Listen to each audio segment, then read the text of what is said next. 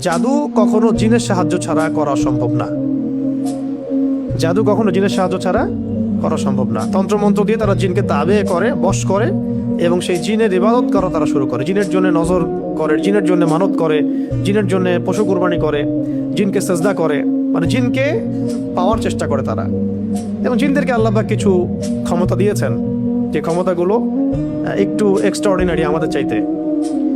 তো এইগুলোকে কাজে লাগিয়ে বেসিক্যালি এই জাদুগুলো করা হয়। বিচ্ছেদ জাদুর পিছনে একটা জিন থাকতে পারে, কারো দেখা গেল যে মানে সুস্বাস্থ্য নষ্ট করার জাদু করা হতে পারে। হ্যাঁ, কারো দেখা যেতে পারে এরকম যে এমন কোনো জাদু করা হয়েছে যে তার যেন সম্পদ ধ্বংস হয়ে যায়, তার বাচ্চা যেন ক্ষতিগ্রস্ত হয়, তার জানের জন্য কোনো ক্ষতি হয়, এরকমও জাদু করা হতে পারে। তো এইগুলো প্রত্যেকটা জাদুর ক্ষেত্রেই জিনদের কি থাকে, সক্রিয় ভূমিকা থাকে। শুধুমাত্র কবিরাজ জাদু করতে পারে না। আবার এই জাদু কাটার জন্য যদি আবার কেউ কবিরাজের কাছে যায়, তাহলে সে আবার তাকে এমন একটা প্যাচের মধ্যে ফেলবে যে সে আর এই এই মানে গোলক ধাঁধা থেকে বের হতে পারবে না।